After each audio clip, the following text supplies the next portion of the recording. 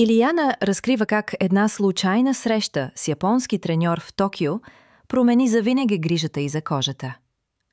Гимнастиката и стресът от състезания унищожиха лицето ми, но спасението дойде от изтока, споделя българската легенда. За 15 години българската икона харчила значителни суми за немски кремове от $200 в плюс след всяко състезание, професионални процедури в София всеки месец.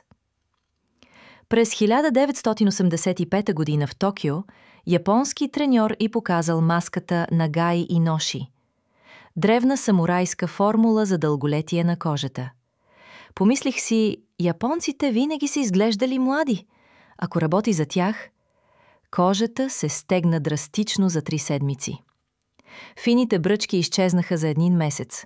На 57 изглежда по-добре от 30-годишни треньорки. Японците са открили формулата за вечната младост. Ние просто не слушаме.